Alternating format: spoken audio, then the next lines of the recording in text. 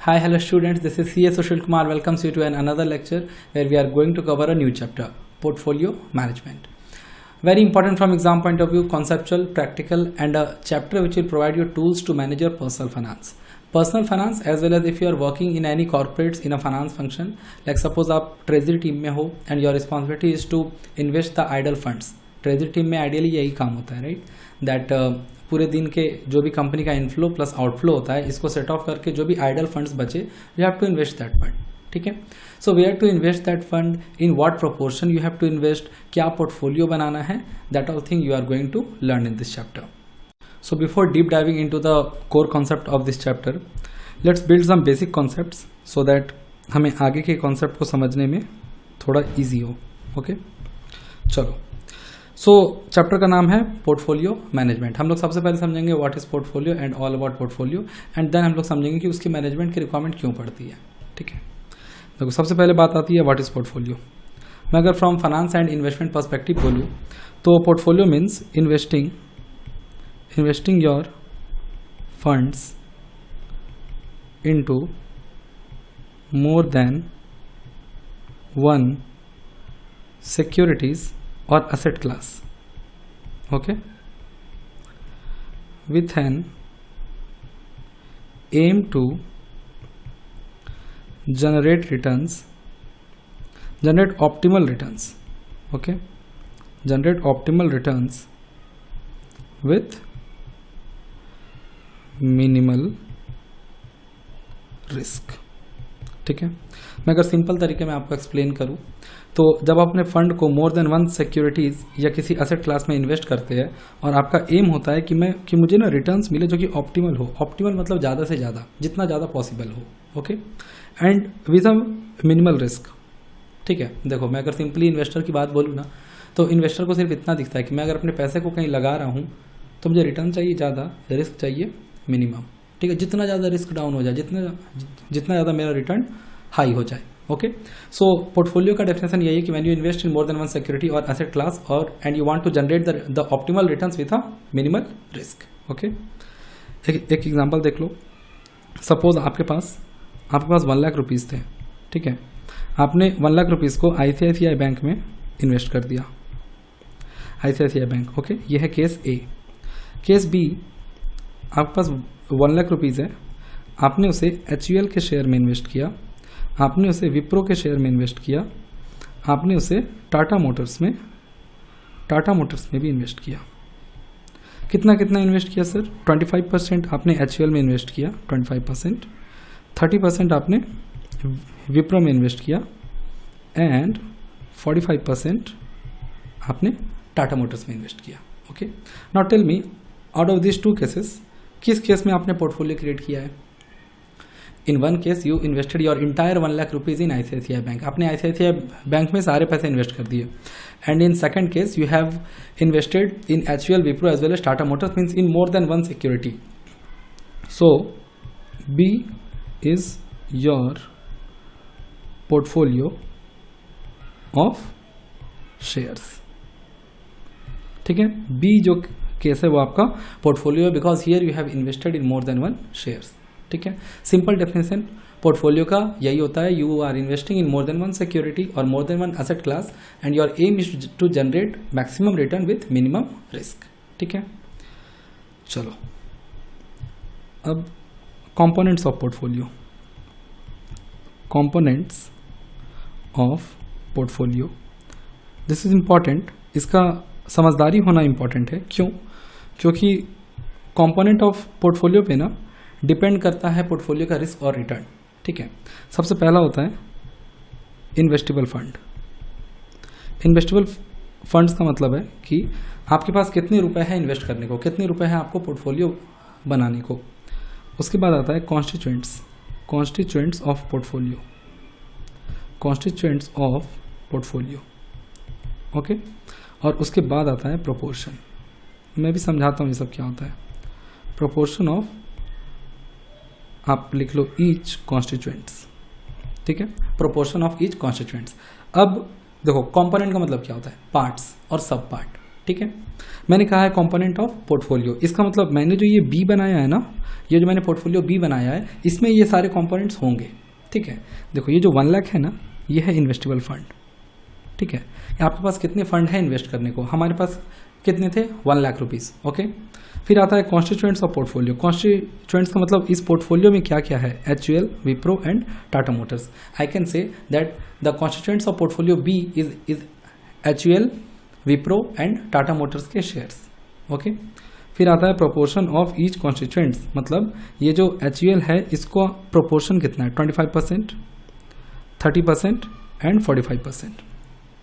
Okay, मैंने बोला था कि ये कंपोनेंट्स बहुत इंपॉर्टेंट होते हैं बिकॉज इस पे डिपेंड करता है पोर्टफोलियो का रिस्क और रिटर्न। ठीक है, मैं एक एग्जांपल देता हूँ, मैं प्रोपोर्शन का एग्जांपल देता हूँ कि how change in proportion affect the return. देखो मैं एक न्यू एग्जांपल लेता हूँ, मान लो कि ये आपका पोर्टफोलियो F है। ठीक है, इसमें आपने क्या किया है? सन फार्मा के शेयर में इन्वेस्ट किया है 30% और NTPC के शेयर में इन्वेस्ट किया है 70%। ओके, अब सन फार्मा का जो शेयर था वो नेक्स्ट डे 2% हो गया अप, और ये NTPC का जो शेयर है ये हो गया 1% अप। ओके, अब आप अगर टोटल रिटर्न ऑफ पोर्टफोलियो निकालोगे तो ये ऐसा होगा कि 2 × 30%। ठीक है, कितना हो जाएगा ये? 0.6%। ऐसे कर लो, ऐसे कर लो। 1 × 70% कितना हो जाएगा ये? 0.7%। टोटल मैं इसका अगर देखूं तो ये होगा 1.3%।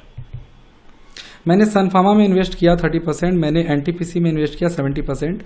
नेक्स्ट डे ये 2% अप हुआ और ये 1% अप हुआ, मेरा ओवरऑल पोर्टफोलियो का रिटर्न आया 1.3%। ये आप लोग समझे कि मैंने 2% को 30% से क्यों इंटू किया? सन फार्मा 2% अप हुआ है और मेरे टोटल फंड का 30% सन फार्मा में लगा है, इसीलिए 2% का मैंने 30% किया और यहाँ पर मैंने 1% का 70% किया, प्रोपोर्शनेट।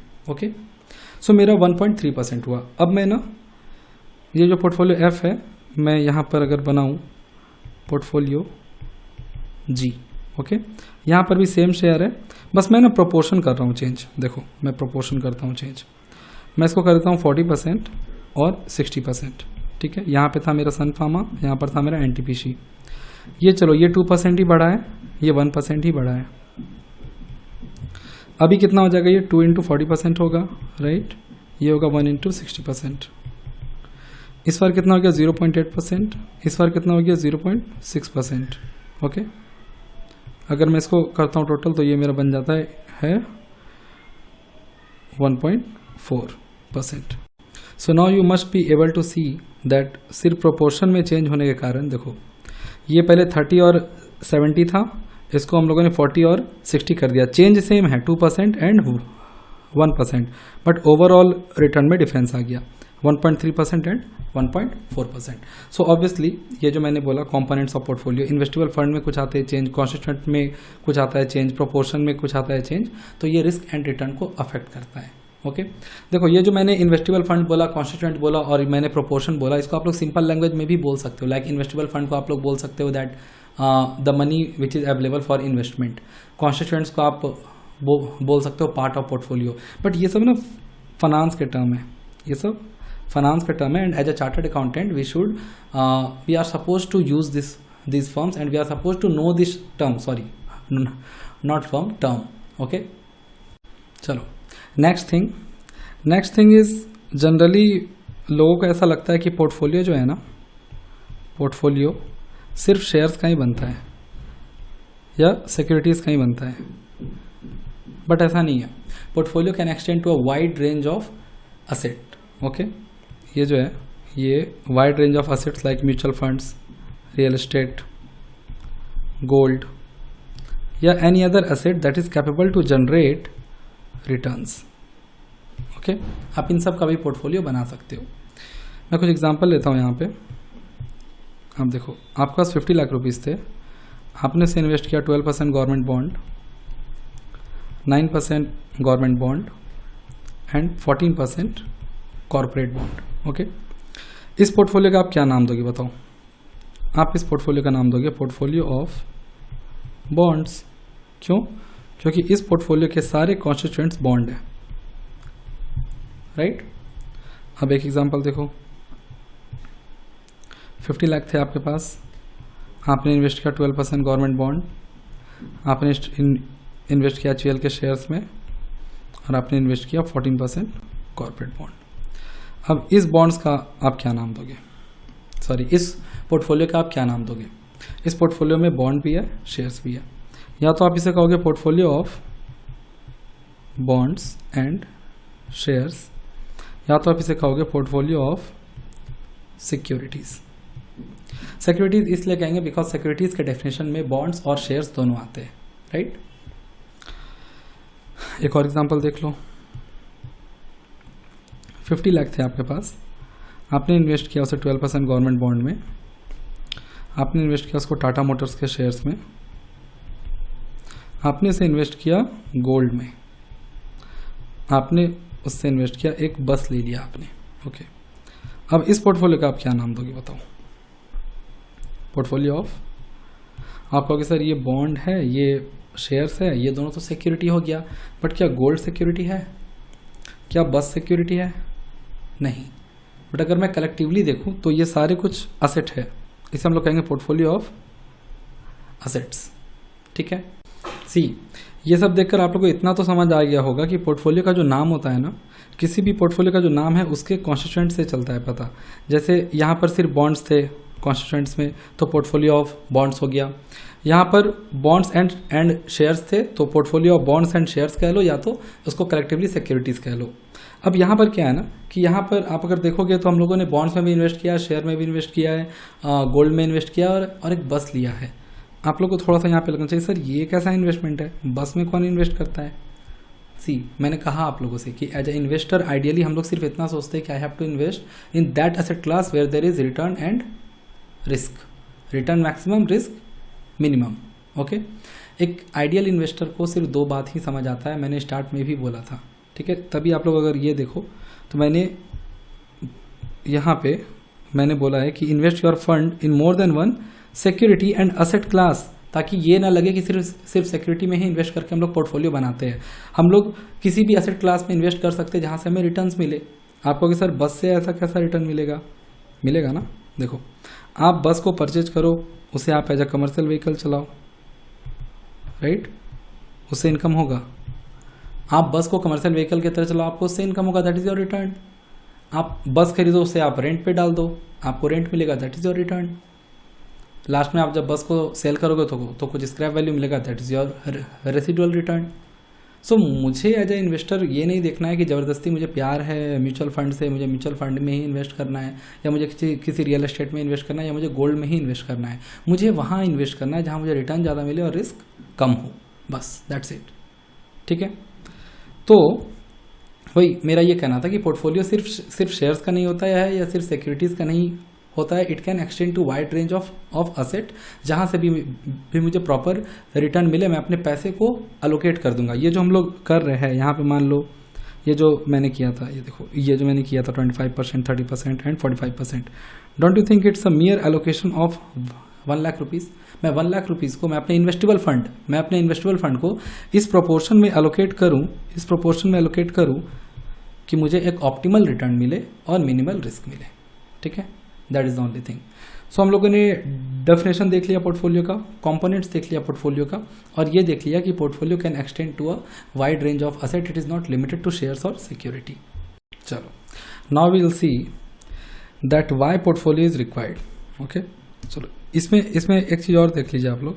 इसमें मैं चाहता तो मैं म्यूचुअल फंड में भी कुछ पैसे डाल देता, इसमें मैं चाहता तो मैं land and building means real estate, right, मैं रियल एस्टेट में भी कुछ इन्वेस्टमेंट कर देता, और मैं कलेक्टिवली इन सबको मैं बोलता कि this is my portfolio of assets, ठीक है। बिकॉज आप अगर ध्यान से देखो ये सारा कुछ मेरे असेट में करता है फॉल।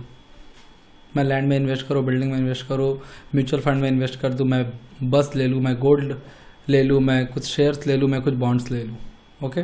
तो this is my portfolio of asset where I am assuming कि जहाँ भी मैंने इन्वेस्ट किया, जितने भी अपने कॉन्स्टिट्यूएंट्स है, everything will generate return, okay. आप लोग सोच रहे होंगे सर 50 लाख में आप क्या क्या खरीदोगे? बस भी खरीद लिया, लैंड बिल्डिंग सब खरीद लिया। चलो, now why portfolio is required, ये बहुत ही ध्यान से देखना, ठीक है। Why portfolio is required. मैंने एक एग्जांपल लिया था स्टार्ट में कि 1 लाख रुपीज़ है, मैं ICICI बैंक में इन्वेस्ट कर दिया, तो ठीक है ना, सिंपल सा बात है, मेरे पास कुछ पैसे है, मैं डाल दूंगा, या तो ICICI बैंक में डाल दूंगा, या तो सारे के सारे पैसे उठा के गोल्ड में डाल दूंगा, या तो सारे के सारे पैसे उठा के मैं रियल एस्टेट में डाल दूंगा। ठीक है, तो ये पोर्टफोलियो बनाने की बात कहाँ से आ रही है? इसके लिए आप लोग को एक कॉन्सेप्ट समझना पड़ेगा जिसका नाम है risk return trade of. Risk return trade of, आप बस ऐसा समझो कि ये यूनिवर्सल प्रिंसिपल है, ये यूनिवर्सल प्रिंसिपल है, इसका नाम है रिस्क रिटर्न ट्रेड ऑफ। कहने का मतलब है कि if you want more return, you need to take more risk. If you want more return you need to take more risk. मतलब ये प्रिंसिपल ऐसा कहता है, यूनिवर्सल प्रिंसिपल ऐसा कहता है कि बिना रिस्क को इंक्रीज किए रिटर्न तो इंक्रीज होगा ही नहीं। ज़्यादा रिटर्न चाहिए, रिस्क बढ़ाओ। ओके, फिर कहता है if you want to reduce your risk, अगर आप चाहते हो कि रिस्क मैं कम लूँ फिर तो आपको सर रिटर्न भी मिलेगा कम। ऐसा कहता है ये प्रिंसिपल। रिटर्न ज़्यादा चाहिए, रिस्क लेना पड़ेगा ज़्यादा। रिस्क को अगर कम करना चाहते हो तो रिटर्न भी करना पड़ेगा कम। ठीक है, जैसे मैं अगर आपको एग्जांपल बताऊं, आप लोगों का इंटरमीडिएट में ये बात पढ़ा हुआ होगा दैट जो अपने गवर्नमेंट बॉन्ड्स होते हैं ना, उसमें रिस्क कम होता है। रिस्क कम उसमें क्यों होता है? बिकॉज गवर्नमेंट का उसमें इन्वॉल्वमेंट रहता है, डिफॉल्ट रिस्क काफ़ी कम रहता है। गवर्नमेंट जो है वो आपको ना तो इंटरेस्ट के पेमेंट में डिफॉल्ट या फिर डिले करेगी और ना ही प्रिंसिपल के रिपेमेंट में। ओके, तो government bond is considered as a I can say risk free investment और a secured investment, treasury bills and all. तो वहाँ पर आप देखोगे हमेशा वहाँ का रिटर्न रहता है कम। क्यों? क्योंकि वहाँ पे रिस्क रहता है कम। और वहीं अगर मैं स्टॉक मार्केट की बात करूँ तो stock market is full of risk, या कोई भी और ऐसा इन्वेस्टमेंट है, मैं डेरिवेटिव्स कॉन्ट्रैक्ट की बात करूँ, म्यूचुअल फंड जो कि इक्विटी ओरिएंटेड है, तो वहाँ पे रिस्क बहुत ज़्यादा रहता है, तो वहाँ पे रिटर्न्स भी होता है ज़्यादा। ठीक है, इन सब पे हम लोग बहुत ही डीप में करेंगे डिस्कशन। अभी आप बस इतना समझो कि रिस्क रिटर्न ट्रेड ऑफ कहता है more risk more return, less risk less return, बस। अब ये तो सर आपने बता दिया रिस्क रिटर्न ट्रेड ऑफ। अभी एक बात बताओ, अभी मैं ना बात कर रहा था आप लोग से कि इन्वेस्टर क्या चाहता है, इन्वेस्टर्स एक्सपेक्टेशन। मैंने 3-4-5 बार रिपीट कर चुका हूँ अभी तक कि एक इन्वेस्टर को सिर्फ 2 चीज़ दिखता है, रिटर्न रिस्क। रिटर्न मेरा ज़्यादा हो, रिस्क मेरा कम हो। मैं अगर इसे यहाँ पर लिखूँ कि इन्वेस्टर चाहता है कि मेरा जो रिटर्न है वो ज़्यादा हो, रिस्क कम हो। डोंट टू थिंक कि ये जो पहला प्रिंसिपल है, अगर मैं ये और इसको 1 और इसको 2 करूँ तो 1 इज़ नॉट इक्वल टू 2 हो रहा है। देखो यूनिवर्सल प्रिंसिपल ऐसा होता ही है, इस बात को मान लो। ये सच्चाई है कि रिटर्न अगर बढ़ेगा तो रिस्क को भी बढ़ाना पड़ेगा। बट इन्वेस्टर्स क्या चाहता है, मेरा रिटर्न तो बढ़ाओ बट मेरा रिस्क मत बढ़ाओ। तो क्या ये उल्टा नहीं हो गया? क्या ये जो मेरा यूनिवर्सल प्रिंसिपल है उससे अपोजिट नहीं हो गया? हो गया, राइट। बस इसी एम को अचीव करने के लिए, ठीक है, कि मैं अपने रिटर्न को बढ़ाऊं बट अपने रिस्क को मैं डाउन रखूं, हमें ज़रूरत पड़ती है वेल डाइवर्सिफाइड पोर्टफोलियो। ठीक है, मैं एक ऐसा पोर्टफोलियो बनाऊं जो कि वेल डाइवर्सिफाइड हो। आप समझो कि डाइवर्सिफिकेशन जो है ना वो कोर कॉन्सेप्ट है of portfolio, core concept of portfolio. Portfolio का जो कॉन्सेप्ट है वो बेस्ड ही है डाइवर्सिफिकेशन पे। डाइवर्सिफिकेशन है तो पोर्टफोलियो है, अदरवाइज पोर्टफोलियो एग्जिस्ट नहीं करता है। क्यों सर, ऐसा क्या है डाइवर्सिफिकेशन में? क्योंकि डाइवर्सिफिकेशन का मतलब ही होता है अलोकेट करना फंड। मैं अगर बोलूँ तो इसे हम लोग लिख सकते हैं allocating the investable funds into securities और asset class which are able to generate or increase returns, able to generate or increase returns at minimal risk। और मैं एक और बात कह सकता हूँ कि able to reduce the risk without compromising with returns। देखो ये दोनों एम होता है, इन्वेस्टर का। मैंने पहले क्या लिखा है, एबल टू जनरेट या increase returns at minimal risk. आप ज़्यादा से ज़्यादा रिटर्न जनरेट करो ना, बट रिस्क को मेरा ना मिनिमल रखो। दूसरी बात, रिस्क को रखो मिनिमल एंड रिटर्न से कोई कॉम्प्रोमाइज मत करो। क्यों? क्योंकि रिस्क रिटर्न ट्रेड ऑफ का जो सेकंड है ना रूल, आप देखो कहता है कि रिस्क जब मेरा डाउन आएगा ना, रिस्क जब डिक्रीज होगा तो रिटर्न भी डिक्रीज होगा। तभी मैंने यहाँ पे लिखा है कि रिस्क को तो डिक्रीज करो, reduce the risk without compromising with returns. मतलब मेरे रिटर्न से कॉम्प्रोमाइज मत करो, मतलब कि मेरे रिटर्न को कम मत करो, सिर्फ रिस्क को कम करो। ठीक है, तो ये जो मेरा रिस्क रिटर्न ट्रेड ऑफ के प्रिंसिपल से जो हमें अपोजिट चाहिए, ठीक है, इस पर्पस के लिए हमें पोर्टफोलियो की रिक्वायरमेंट होती है। मैं एक एग्जांपल देता हूँ, बेटर समझ आएगा आप लोगों को। देखो, मेरे पास कुछ पैसे थे, मैंने उन सारे पैसे को टेक महिंद्रा के शेयर में इन्वेस्ट कर दिया। 100% को I have invested in tech Mahindra. ठीक है, और नेक्स्ट डे क्या हुआ, टेक महिंद्रा का शेयर 1.5% डाउन हो गया। तो हमारा जो ये जो इन्वेस्टमेंट है इसका वैल्यू कितना होगा बताओ? 1.5% डाउन होगा, नेगेटिव होगा, राइट। वहीं आप नेक्स्ट केस समझो कि हमने क्या किया कि हमने सन फार्मा के शेयर में 60%, टेक महिंद्रा के शेयर में 20% एंड HDFC जो कि अपना फाइनेंस सेक्टर में आता है, इसमें हमने 20% इन्वेस्ट कर दिया। सन फार्मा जो था वो नेक्स्ट डे 2% अप था, टेक महिंद्रा तो 1.5% डाउन था, ओके, और HDFC बैंक जो था वो भी 1.5% अप था। ठीक है, मैं अगर इसका रिटर्न निकालूं तो ये आएगा मेरा 1.2% प्लस ये मैंने क्या किया, ये मैंने किया 2 × 60%, मतलब 2% हमारा इंक्रीज हुआ है और ये हमारे पास 60% है। उसके बाद ये आएगा हमारा नेगेटिव आएगा 0.3%, ओके। मैंने क्या किया, मैंने किया 1.5 का 20%, ये कितना आएगा हमारे पास, ये आएगा पॉजिटिव 3%, 0.3%। मैंने क्या किया, मैंने किया फिर से 1.5 × 20%। मैं ओवरऑल रिटर्न देखो इस पोर्टफोलियो का, तो इस पोर्टफोलियो का रिटर्न आता है 1.2%। ठीक है, पोर्टफोलियो रिटर्न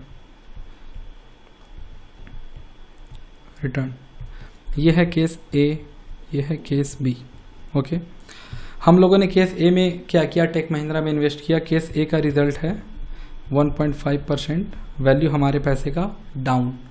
हमने केस बी में क्या किया, डाइवर्सिफाइड पोर्टफोलियो बनाया। मैं डाइवर्सिफाइड क्यों बोल रहा हूँ, बिकॉज मैंने अपने फंड्स को अलोकेट किया फार्मा सेक्टर में, IT सेक्टर में और फाइनेंस सेक्टर में, राइट। देखो सारा सेक्टर जो है ना वो एक साथ नहीं डाउन होता है, मे बी IT सेक्टर के साथ कुछ अभी बुरा हो रहा होगा जो कि वो 1.5% डाउन है। आप देखो फार्मा सेक्टर और फाइनेंस सेक्टर अप है, ठीक है। तो ये जो ओवरऑल इफेक्ट पड़ता है ना, किसी का पॉजिटिव किसी का नेगेटिव, देखो हम लोग को इसके 2% अप में 60% मिला है शेयर, हमारा इफेक्ट क्या पड़ा है 1.2% अप हमारे पोर्टफोलियो में, ठीक है। तो ओवरऑल जो रिटर्न है वो मेरा 1.2% अप है। तो अब समझ में आया कि ये है मेरा नॉन पोर्टफोलियो और ये है मेरा पोर्टफोलियो। डाइवर्सिफिकेशन किस तरीके से हेल्प करता है हमें रिस्क को कम करने में और रिटर्न को इंक्रीज करने में। यहाँ पर इन्वेस्ट करने पे रिस्क था 1.5% आपका पैसा जाएगा, और यहाँ पर आपने इन्वेस्ट किया तो वो रिस्क कम होके पॉजिटिव आपको 1.2% रिटर्न मिला, सिर्फ इसलिए बिकॉज आपने डिफरेंट सेक्टर्स में, यहाँ देखो डिफरेंट सेक्टर्स में अपने पैसे को एलोकेट कर रखा है। उस सेक्टर में आपने अपने पैसे को कम रखा है जिसके गिरने के चांस है, उस सेक्टर में आपने अपने पैसे को ज़्यादा रखा है जिसके इंक्रीज होने के चांस है, ठीक है। तो इन सब बातों से आपको एक और बात समझ आ गया होगा कि ये जो पोर्टफोलियो बनाना है ना, देखो मैंने तो ये सिंपल सा एग्जांपल लिया, एक आर्बिट्री सा नंबर लिया, 60% इसमें डाल दो, 2% इंक्रीज हो गया। ये एक बहुत ही सिंपल सा एग्जांपल है। आगे हम लोग इसमें ही बहुत ही इनडेप्थ एनालिसिस करने वाले हैं कि कितना प्रोपोर्शन चुने, ठीक है, क्या हम कॉन्स्टिट्यूएंट चुने, किस सिक्योरिटी को चुने, वो सब करने वाले हैं। बट ये देखकर आपको इतना तो समझ आ रहा होगा कि designing a portfolio is not a simple task, simple task नहीं है। ऐसा नहीं कि मेरे पास 1 लाख रुपए आ जाए, ठीक है, कुछ गोल्ड ले लो, कुछ रियल एस्टेट ले लो, कुछ म्यूचुअल फंड्स ले लो और कुछ शेयर्स ले लो, ऐसा नहीं करना है। You have to focus on those asset class where there is maximum return and minimum risk. आप उस सेक्टर में पैसे को एलोकेट करोगे, आप उस एरिया में पैसे को एलोकेट करेंगे। You should have a scientific and analytical skill so that you have to analyse the securities that हाँ ये सिक्योरिटी में इन्वेस्ट करना है, अभी गोल्ड का अच्छा टाइम चल रहा है तो अभी मैं गोल्ड में थोड़ा इन्वेस्ट कर दूँ, थोड़ा मैं उसमें इन्वेस्ट कर दूँ। और जो भी आपका चॉइस होगा वो एक एक कॉन्स्टिट्यूएंट, मतलब जब मैं चॉइस बोल रहा हूँ मतलब कॉन्स्टिट्यूएंट, आप जो जो कॉन्स्टिट्यूएंट सोच रहे हैं अपने पोर्टफोलियो के लिए वो सब ऐसा होना चाहिए जिसमें रिटर्न ज़्यादा हो और अभी रिस्क की चांसेस कम हो, ऐसी आपकी एक्सपेक्टेशन होनी चाहिए। ओके, सो पोर्टफोलियो को डिज़ाइन करना is not a simple task, और इसके बेसिस पे ही स्टडी मैट में बहुत ही एक अच्छा सा टॉपिक दिया हुआ है जिसका नाम है activities involve in portfolio management. Start में ही है वो, हाँ, एक्टिविटीज़ इन पोर्टफोलियो मैनेजमेंट। देखो जो भी ऐसा टॉपिक होगा ना जो सिंपल तरीके से स्टडी मैट में दिया हुआ है तो वो मैं स्टडी मैट में ही आप लोगों को दिखाऊंगा। उससे क्या होता है, अभी हम लोग पढ़ेंगे ना ये एक्टिविटीज़ इन पोर्टफोलियो मैनेजमेंट, तो इससे हम लोगों को बहुत सारे न्यू टर्म्स पता चलेंगे। और अगर आप देखो तो इससे ना क्लियर कट थियरी क्वेश्चन बन सकता है, या तो डायरेक्ट आएगा question that mention the activities और steps involve in portfolio management, या नहीं तो ऐसा आएगा that you are a finance head of ABC corporation, you have some idle funds to invest, kindly mention और काइंडली सजेस्ट द एक्टिविटीज और steps involve in creating a portfolio. Okay, so आओ हम लोग देखते हैं कि एक्टिविटीज क्या होता है पोर्टफोलियो मैनेजमेंट में। The following three major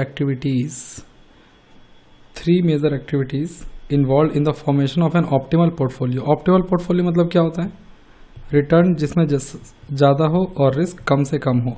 optimal portfolio terms याद रखने हैं, यही मैंने बोला था कि स्टडी मैट से जब हम लोग पढ़ते हैं ना तो बहुत सारे हम लोगों को टर्म्स पता चलता है जो कि हम लोगों को यूज़ करना चाहिए एंड हम लोग को एग्जाम में काफ़ी हेल्प करेगा। Suitable for any given investor. देखो सबसे पहला स्टेप क्या है, सिलेक्शन ऑफ सिक्योरिटीज़। पहले तो हम कॉन्स्टिट्यूएंट्स को चुने, सबसे पहले तो हम सिक्योरिटीज़ को चुने कि हमें कहाँ इन्वेस्ट करना है। फिर construction of all feasible portfolios with the help of the selected security. ये जो आपने सिक्योरिटीज़ को सेलेक्ट किया ना, उस सिक्योरिटीज़ के हेल्प से आपको ऑल फिजिबल पोर्टफोलियोज बनाना है। ये फिजिबल पोर्टफोलियो मतलब होता है all possible portfolio. Feasible word का मतलब क्या होता है बताओ? फिजिबल वर्ड का मतलब होता है कि जितना हो सके, राइट। अब ये क्या कह रहे हो सर आप? देखो मैं बताता हूँ, मैं कहता हूँ कि मान लो आपने चुना security ABC, selection of security में आपने चुना ABC। अब ABC के हेल्प से हम लोग बहुत सारे पोर्टफोलियो बना सकते हैं। कैसे? Based on their proportion, 10%, 20%, 70%, 30%, 40%, 30%, 15%, 25%, 60%। तो यही बोल रहा है कि पहले आप सेलेक्ट करो सिक्योरिटी, फिर आप construction of all feasible portfolio with the help of selected security. तो फिजिबल पोर्टफोलियोज बहुत सारे हो सकते हैं, ठीक है, और उसमें से ऑप्टिमल पोर्टफोलियो होंगे एक। मैं कह रहा हूं कि मान लेते हैं कि ABC के हेल्प से ना ये 3 फिजिबल पोर्टफोलियो थे प्रोपोर्शन के बेसिस पे, और इस तीनों में हमें रिटर्न मिल रहा है, यहाँ मिल रहा है 5% और रिस्क है मेरा 2%, यहाँ मिल रहा है 6%, रिस्क है मेरा 5%, ये है मेरा रिटर्न, ये है मेरा रिस्क। ओके, यहाँ मिल रहा है मुझे रिटर्न 8% और रिस्क मुझे हो रहा है 2%, ठीक है। तो आप बताओ इसमें से ऑप्टिमल कौन है, ऑप्टिमल पोर्टफोलियो कौन है? देखो 2% के रिस्क पे मुझे रिटर्न मिल रहा है 5% और यहाँ 2% के ही रिस्क पे हमें रिटर्न मिल रहा है 8%। तो डोंट यू थिंक कि ये वाला ज़्यादा बेटर है, ये वाला केस ज़्यादा बेटर है? ठीक है, अगर आप इसको टॉप पे ले लो यार, रुको एक मिनट, थोड़ा सा उल्टा हो गया, ये ABC मान लो, ठीक है।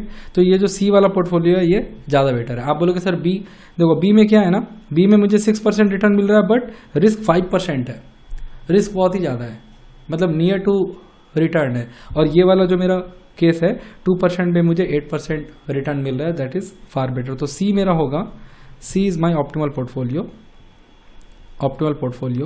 And ABC is feasible portfolio, ठीक है, फिजिबल पोर्टफोलियोज। तभी आप देखो यहाँ पे S लगा हुआ है क्योंकि फिजिबल पोर्टफोलियोज बहुत सारे होते हैं। देखो कैसे छोटी छोटी बातों को ध्यान दिया जाता है।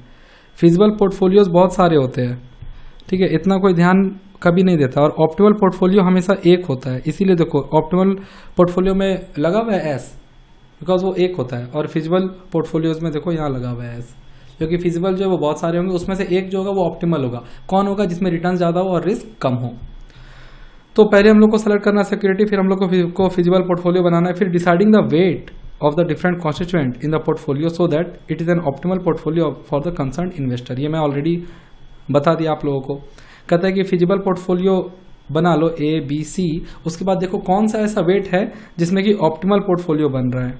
ये decide the weight proportion of the constituent of security, देखो different constituent security so that it is an optimal portfolio. तो हमारे केस में कौन है? ये है सी वाला, ठीक है, मतलब 15, 25 और 60% वाला जो 60% वाला जो हमारा केस है, that is my optimal portfolio. Okay, तो मैं एक बार फिर से अगर आऊँ इस पर, तो एक्टिविटीज ऑफ पोर्टफोलियो मैनेजमेंट में 3 चीज़ आता है। इन शॉर्ट 3 चीज़ आता है। एक तो आता है मेरा, पहले सेलेक्ट करो सिक्योरिटी, उसके बाद सारे फिजिबल पोर्टफोलियो बनाओ, and after that out of those feasible portfolio देखो कौन से ऐसे वेट या प्रोपोर्शन है जिसमें हमारा ऑप्टिमल पोर्टफोलियो बन रहा है। ठीक है, चलो, सो हम लोगों ने वाई पोर्टफोलियो का भी सारा पॉइंट्स कवर कर लिया। What is portfolio? बेसिक समझा हम लोगों ने, डेफिनेशन समझा, diversification is the core concept समझा, पोर्टफोलियो एक्सटेंड हो सकता है to the wide range of asset, ये समझा, वाई पोर्टफोलियो इज रिक्वायर्ड समझा, रिस्क रिटर्न ट्रेड ऑफ का कॉन्सेप्ट समझा, इन्वेस्टर की एक्सपेक्टेशन क्या होती है ये समझा, activities involve in portfolio management समझा, और एक एग्जांपल हम लोगों ने देखा दैट किस तरीके से पोर्टफोलियो बनता है तो हमारा रिस्क कम होता है। ओके, अब हम लोग पढ़ेंगे, चलो यहाँ ही लिखता हूँ मैं, अब हम लोग देखेंगे why management of portfolio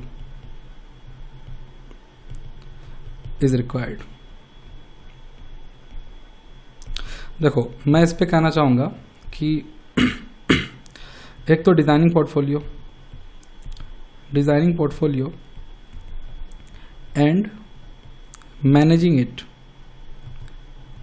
it is 2 distinct, या मैं कह लूँ डिफरेंट बट इनसेपरेबल टास्क। मतलब कि देखो, डिज़ाइनिंग पोर्टफोलियो 1 और उसको मैनेज करना 2, ये 2 अलग अलग काम हैं बट दोनों इनसेपरेबल है। ठीक है, दोनों में जो फेजेस होते हैं, दोनों में जो आपके एफर्ट्स होते हैं, अप्रोच होते हैं, अलग होते हैं, बट ये दोनों इनसेपरेबल टास्क है। मतलब आप ऐसा नहीं कर सकते कि you only design the portfolio but you are not managing it, ऐसा आप नहीं कर सकते हो। ठीक है, और पोर्टफोलियो को आप मैनेज तो तभी करोगे जब आप डिज़ाइन करोगे, तभी मैंने बोला कि दोनों इनसेपरेबल टास्क है। आपने अगर पोर्टफोलियो बनाया है तो उसको मैनेज करना ही पड़ेगा। क्यों करना पड़ेगा वो मैं अभी बताऊंगा। ठीक है, but if you have designed a portfolio, management and monitoring, I can say monitoring of a portfolio is very much important, otherwise आपका पोर्टफोलियो बनाने का जो पर्पस था ना, that will only get defeat. Okay, now let's come to the point that why management of portfolio is required. See, simple सी बात है, जब भी एक इन्वेस्टर इन्वेस्ट करता है ना, तो at the time of investing उसकी कुछ एक्सपेक्टेशन होती है। मान लो आप अगर एक्सिस बैंक के शेयर में इन्वेस्ट कर रहे हो या आप कोई पोर्टफोलियो क्रिएट कर रहे हो, तो आपकी कुछ इन्वेस्ट करते टाइम एक्सपेक्टेशन होगी, expectation with respect to return and risk. ठीक है, ये 2 बात को लेकर एक्सपेक्टेशन रहती है। चलो, मैं एक छोटा सा एग्जांपल लेता हूँ। सपोज आपने एक पोर्टफोलियो क्रिएट किया ए, और जब आप वो पोर्टफोलियो क्रिएट कर रहे थे तो आपने एक्सपेक्ट किया था कि आपको रिटर्न मिलेगा 8% एंड उसमें रिस्क होगा 3%। ओके, ये आपने एक्सपेक्ट किया था, ये हमारा एक्सपेक्टेशन है, ठीक है। अब देखो, हम लोग जो भी एक्सपेक्ट करते हैं ना, वो एक्चुअल में फुलफिल होगा कि नहीं। मैंने एक्सपेक्ट किया कि ये जो मैं पोर्टफोलियो बना रहा हूँ इसमें रिटर्न मुझे मिलेगा 8%, I will get the return of 8% out of this portfolio, this is my expectation. अब ये एक्सपेक्टेशन फुलफिल होगी या नहीं होगी, ये तो फ्यूचर पर डिपेंड करता है, and future is uncertain, right. So your expectation is also uncertain.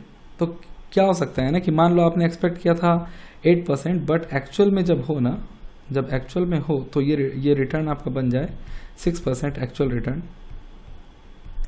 और जो रिस्क हो वो डोंट नो, ये शायद बढ़ के हो जाए 4% एक्चुअल।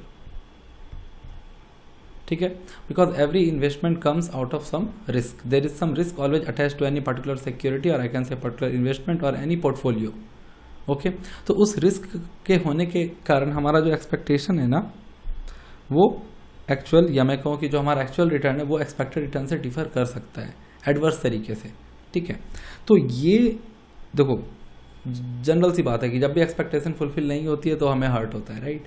तो ये जो एक्सपेक्टेशन और एक्चुअल के बीच का जो डिफरेंस है, ये जो 8 - 6% है, ठीक है, 2%, ये ज़्यादा डेविएट ना करे, ये ज़्यादा वेरी ना करे हमारे एक्सपेक्टेड रिटर्न से, हमारा एक्चुअल रिटर्न ज़्यादा वेरी ना करे, इसलिए मैनेजमेंट की रिक्वायरमेंट है।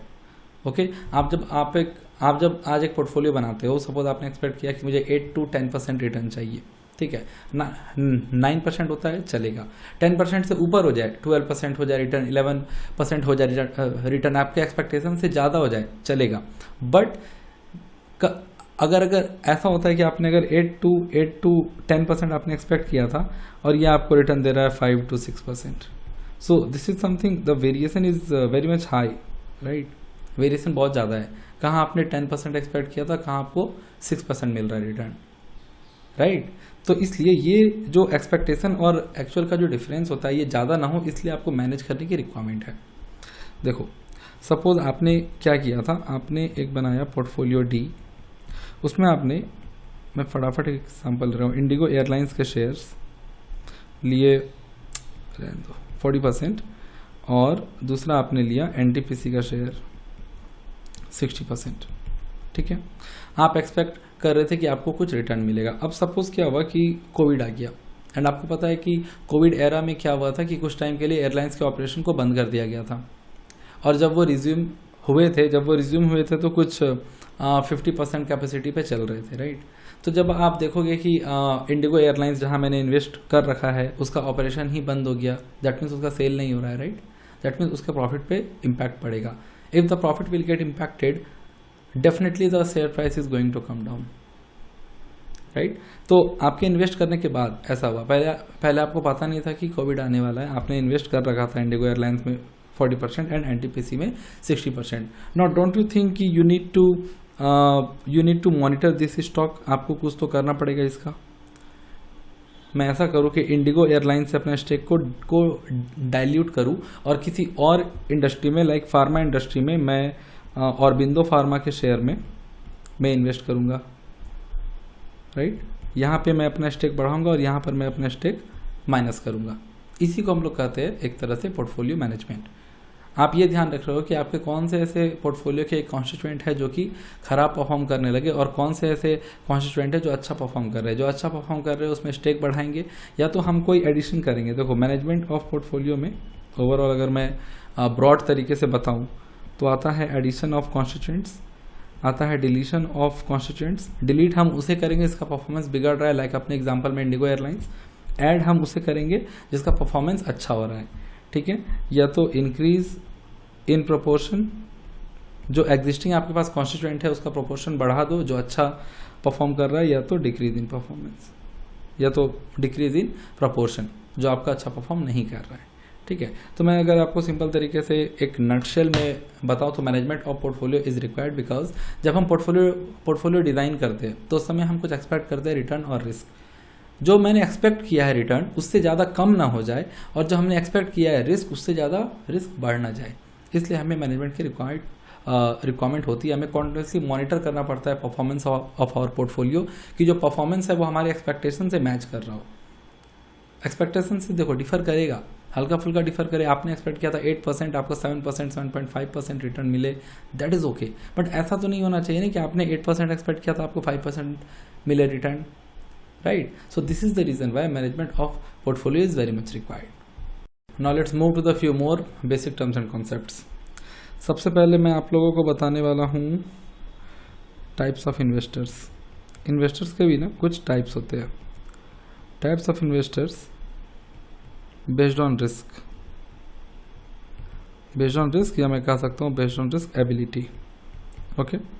रिस्क लेने के कैपेसिटी के बेसिस पे there are certain types of investor. पहला आता है रिस्क अवर्स इन्वेस्टर, ऐसे investor who are scared of risk, scared by risk. देखो जो भी रिस्क अवर्स इन्वेस्टर होते हैं ना, वो क्या करेंगे, उनके पास अगर 4-5 ऑप्शन अवेलेबल है, उनको अगर बोला जाएगा, मान लो उनको बोला जाएगा ये है रिटर्न, ये है रिस्क, ठीक है, उनको बोला जाएगा 6% रिटर्न, 2% रिस्क, 9% रिटर्न, 4% रिस्क, ठीक है, वो पता है कौन सा चुनेंगे ऑल्टरनेटिव, ये ए है, ये बी है, बताओ, वो चुनेंगे A, because he is very much scared of taking risk. Risk यहाँ पे 2% है, रिस्क यहाँ पे 4% है। He will not see that मैं ज़्यादा रिस्क ले रहा हूँ तो मुझे ज़्यादा रिटर्न भी मिल रहा है। मुझे 2% की जगह अगर मैं 4% का रिस्क लूँ तो मुझे 6% के बदले 9% का रिटर्न मिल रहा है, ऐसा वो नहीं सोचेगा, वो सिर्फ ये देखेगा। He will only see this that B वाले ऑप्शन में 4% रिस्क है, ए वाले ऑप्शन में 2% रिस्क है। I am a risk averse investor, I am always scared of risk, तो I will go for this option. Okay, चलो इसके बाद आता है रिस्क अग्रेसिव इन्वेस्टर, ठीक है, just opposite of risk averse, ये हमेशा विलिंग टू टेक रिस्क, ठीक है।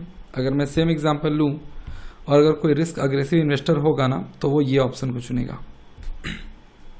ओके, चलो क्यों चुनेगा आप लोगों को समझ आया होगा, बिकॉज उनको रिस्क लेने में मजा आता है।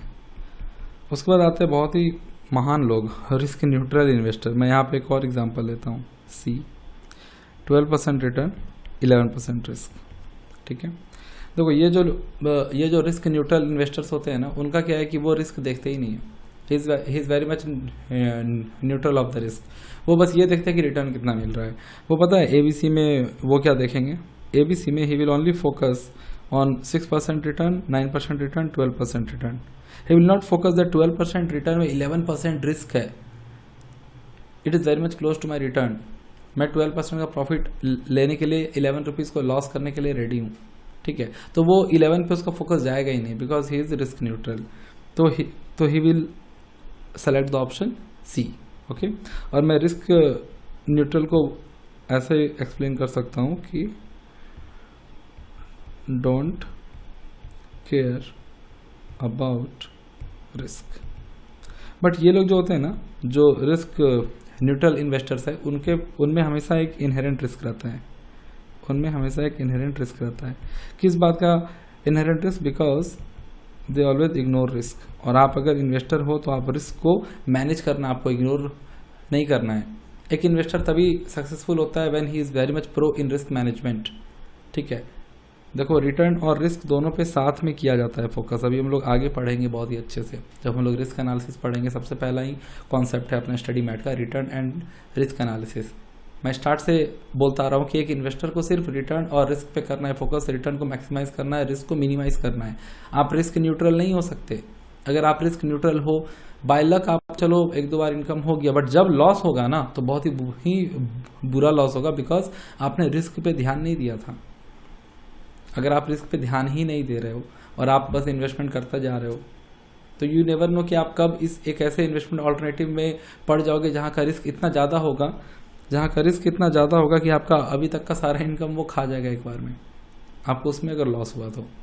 Okay, so there are 3 types of investors based on risk ability. First is risk averse who are scared of risk aggressive, and then risk neutral. चलो, उसके बाद जो नेक्स्ट टर्म है वो है रिस्क एपेटाइट। रिस्क एपेटाइट का मतलब okay, risk appetite का मतलब होता है risk taking ability of investor, ठीक है। Risk appetite is also a very much important concept. मैं कहता हूँ कि जब आप इन्वेस्ट करने जा रहे हो, okay, and you are expecting that ये वाले मेरे इन्वेस्टमेंट में 5% का है रिस्क, नाउ ये आपके लिए सुटेबल है या नहीं है, ये पता चलता है रिस्क एपेटाइट से कि आपकी कैपेसिटी कितना है। आप रिस्क अपने कैपेसिटी के अंदर लेना चाहोगे या कैपेसिटी से ज़्यादा लेना चाहोगे? कैपेसिटी के अंदर लेना चाहोगे, राइट। 5% आपकी अगर रिस्क की एबिलिटी है, आपका अगर रिस्क एपेटाइट 5% है, तो you will always look for a investment whose risk expectation is 5% और below it, not more than that. Okay, so risk appetite का नॉलेज होना बहुत ही इंपॉर्टेंट है एक इंडिविजुअल को या एक ऑर्गेनाइजेशन को for the purpose of making investment decision. Okay, ये सब टर्म्स आगे आएंगे तो बस ध्यान रहे आप लोगों को। रिस्क एपेटाइट के बाद आता है risk return profile. Risk return profile, इसका भी नॉलेज होना बहुत इंपॉर्टेंट है। जैसे रिस्क एपेटाइट का मतलब था कि risk taking ability, risk return profile का मतलब है कि return and risk taking ability. ठीक है, रिटर्न और रिस्क दोनों, कि मैं अगर रिटर्न लूंगा 8% तो मैं रिस्क लूंगा 3%। ठीक है, रिस्क रिटर्न प्रोफाइल में दोनों बात पता रहता है हमें कि हमें रिटर्न मुझे कितना चाहिए और मुझे उतना रिटर्न के लिए मैं कितना रिस्क लूंगा। ठीक है, both of things are related. Okay, इसके बाद आती है risk reward ratio. Risk reward ratio, and it is nothing but just a ratio of risk return profile. Risk return profile, okay, मैं कहता हूं कि आपका अगर रिस्क रिटर्न प्रोफाइल 12% रिटर्न में मैं रिस्क लूंगा 8%। ठीक है, आपका अगर ये रिस्क रिटर्न प्रोफाइल है, ये क्या है रिटर्न और रिस्क, मैंने क्या यहाँ पे एक्सप्लेन किया था, आपका रिटर्न और रिस्क लेने का एबिलिटी, रिस्क रिटर्न प्रोफाइल। तो आपका अगर ऐसा है कि मैं 8% रिस्क पे 12% रिटर्न मैं ये लेता हूं, तो इसका जो रेशियो होगा ना, क्या होगा, ये 1:1.5, right. Means for every unit of risk you want to take 1.5 return. Okay, means आपको 50% रिटर्न ज़्यादा चाहिए फॉर एवरी 1 रिस्क, कह सकते हो। ठीक है, मैं 8% रिस्क ले रहा हूँ तो मुझे 12% रिटर्न चाहिए। दैट मीन्स मैं अगर 1% ले रहा हूँ रिस्क तो मुझे उस पर 1.5% रिटर्न चाहिए। 1:1.5 का रिस्क रिवॉर्ड रेशियो इसे कहा जाएगा, 1:1.5 का। ओके, तो ये सारे बेसिक टर्म्स हम लोगों को ध्यान रखने हैं। ओके, सो अब हम लोग अपने ये बेसिक वाले पार्ट का सबसे लास्ट टॉपिक देखने वाले, that is objectives of portfolio management. ठीक है, ऑब्जेक्टिव्स ऑफ पोर्टफोलियो मैनेजमेंट, ये भी टॉपिक हमारे स्टडी मैट में दिया हुआ है और मैं आप लोगों को वहां से ही दिखाने वाला हूँ। ओके, चलो, ये हम लोगों ने activities in portfolio management cover किया था। उसके बाद let's see objectives of portfolio management. Some of the important objective of portfolio management are, पहला है सिक्योरिटी या सेफ्टी ऑफ प्रिंसिपल अमाउंट। आप जो अमाउंट इन्वेस्ट कर रहे हो, आपको इस तरीके का पोर्टफोलियो बनाना है कि वो जो इन्वेस्टेड अमाउंट है ना, वो सेफ रहे। अब उसे सेफ रखने के लिए आप किस तरीके से पोर्टफोलियो बनाओगे, आप ऐसे ऐसे कॉन्स्टिट्यूएंट्स को लोगे जिसके कैपिटल एप्रिसिएशन होने के चांसेस ज़्यादा है। आप जो भी एनालिसिस करने के बाद, आप जब सिक्योरिटी एनालिसिस करने के बाद जब आप सेलेक्ट करोगे सिक्योरिटी, ये जो एक्टिविटीज़ में सबसे पहला था सिलेक्शन ऑफ सिक्योरिटी, वो सिक्योरिटीज ऐसा होगा जिसका कि कैपिटल वैल्यू जो है वो इरोड होने के या डाउन होने के चांसेस कम होंगे, तभी तो आपका सेफ्टी ऑफ प्रिंसिपल अमाउंट बनेगा, राइट। चलो नेक्स्ट पेज में देखते हैं second point, stability of income. आपको पोर्टफोलियो बनाने का आपका ऑब्जेक्टिव ये है दैट हमें इनकम स्टेबल तरीके से आए। मैंने क्या बोला था, मैं कभी भी चाहता नहीं, देखो स्टेबिलिटी का उल्टा वेरिएशन में कह सकता हूँ। ठीक है, मैंने बोला था कि एक्सपेक्टेशन जितना ज़्यादा पॉसिबल हो वो इक्वल होना चाहिए एक्चुअल के। ठीक है, हमें वेरिएशन नहीं चाहिए, हमें फ्लक्चुएशंस नहीं चाहिए, हमें अनसर्टेनिटी नहीं चाहिए, हमें चाहिए स्टेबिलिटी ऑफ इनकम। सो हम पोर्टफोलियो बनाएं, उसे मैनेज इस तरीके से करें कि हमारे एक्सपेक्टेशन और एक्चुअल ऑलमोस्ट सेम हो, तो उसे हम लोग कहेंगे कि हाँ चलो मेरा जो इनकम है वो स्टेबल है, मैं जितना सोच रहा हूँ ऑलमोस्ट उतना ही होता है। फिर आता है कैपिटल ग्रोथ, सेम बात है। सबसे पहला पॉइंट था सेफ्टी ऑफ प्रिंसिपल, मतलब कि प्रिंसिपल डाउन ना हो वो इंक्रीज हो, कैपिटल ग्रोथ।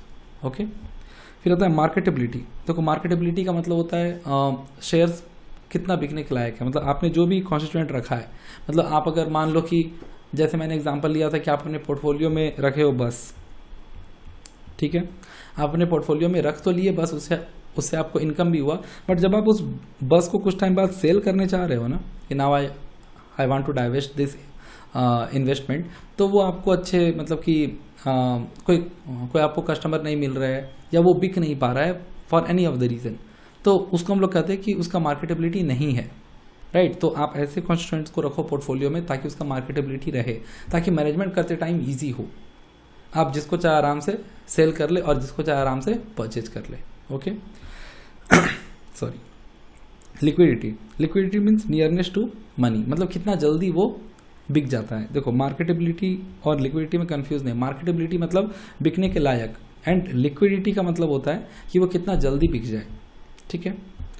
फिर आता है डाइवर्सिफिकेशन, जो मैंने आप लोगों को बताया था कि पोर्टफोलियो का ये कोर कॉन्सेप्ट होता है डाइवर्सिफिकेशन। आप देखो कहता है basic objective of building a portfolio is to reduce the risk. हम लोग बिल्ड क्यों करते हैं पोर्टफोलियो, ताकि हमारा रिस्क रिड्यूस हो, ठीक है। और रिस्क पता है क्या है, रिस्क एक्सपेक्टेशन और एक्चुअल का डिफरेंस है रिस्क, ठीक है। मैंने एक्सपेक्ट किया था 8%, मुझे रिटर्न मिला 3%, तो ये जो डेविएट कर गया return, this is only called risk. Okay, अभी हम लोग आगे जब रिस्क रिटर्न एनालिसिस पढ़ेंगे तो उसमें बहुत अच्छे से ये कॉन्सेप्ट हम लोग देखने वाले हैं। बस आप लोग इतना ही समझो अभी कि रिस्क जो होता है वो, मैं अगर रिस्क को एक्सप्लेन करूँ तो simply uncertainty, fluctuations, deviations, variation, यही मैं बोलूँगा of return, variation of return, deviation of return, okay, deviation from the expected value.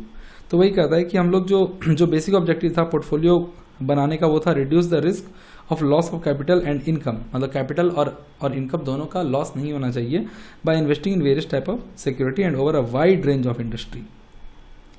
हम जब वाइड रेंज ऑफ इंडस्ट्रीज में बहुत सारे सिक्योरिटीज में जब अपने पैसे को एलोकेट करते हैं तो there are high chances that risk जो है वो डाइवर्सिफाई होता है, और डाइवर्सिफिकेशन का हमें बेनिफिट मिलता है in terms of reduced risk. Risk हमारा कम होता है, बेसिक ऑब्जेक्टिव है हमारा पोर्टफोलियो बनाने का।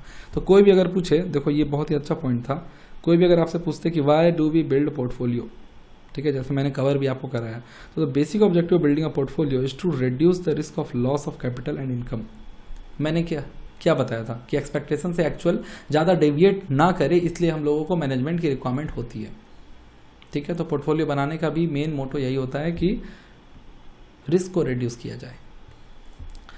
फिर ये फेवरेबल टैक्स स्टेटस है, कहता है कि आप ऐसे सिक्योरिटी में इन्वेस्ट करो जिसका कि आपको इनकम मिलने के बाद ना टैक्स इफेक्ट कम हो, क्योंकि मान लो कि आपको 20% मिलता है रिटर्न और इस 20% पे 30% टैक्स हो, सपोज आपने कहीं ऐसा इन्वेस्ट कर रखा है, तो 30% कितना हो जाएगा 6%, तो ये 20% में से आपका 6% तो चले गया टैक्स में, इफेक्टिव आपके पास बचा 14%, राइट। तो इसलिए आपको थोड़ा सा जब आप कॉन्स्टिट्यूएंट को सेलेक्ट कर रहे हो, सिक्योरिटीज़ को सेलेक्ट कर रहे हो, तो आपको ये भी ध्यान रखना है कि मैं इस तरीके के सिक्योरिटी में इन्वेस्ट करूँ जिसका टैक्स स्टेटस थोड़ा फेवरेबल हो।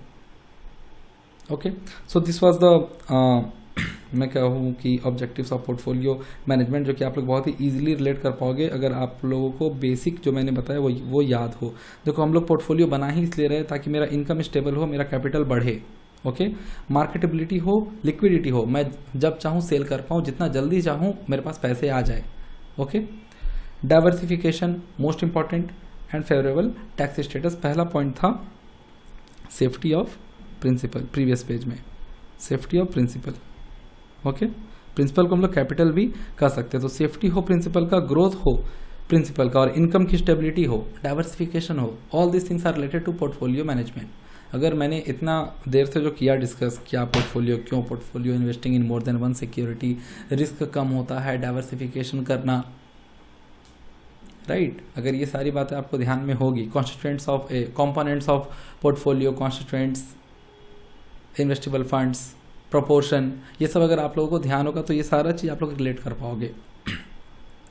देखो जो भी पॉइंटर्स होते हैं ना, कोई टॉपिक का अगर पॉइंटर्स है तो वो याद हमें तभी रहता है पॉइंटर्स अगर वो टॉपिक के बारे में मुझे आइडिया हो, बिकॉज जो भी पॉइंटर्स होते हैं उसका तो जो कोर कॉन्सेप्ट है वो तो टॉपिक से रिलेटेड होता है, राइट, ठीक है। तो इसलिए आपको ये सारे पॉइंट्स ध्यान रहेंगे अगर आपको बेसिक याद होगा जो मैंने बताया अभी तक।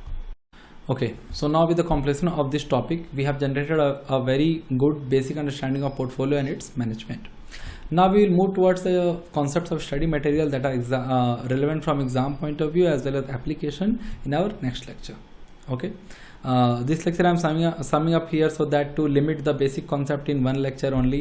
आई होप आप लोगों को चीज़ें समझ आई होगी. मैंने व्हाट इज़ पोर्टफोलियो किया डिस्कस, मैंने कंपोनेंट ऑफ पोर्टफोलियो किया discuss, why portfolio is required, diversification का importance, why management of portfolio is required.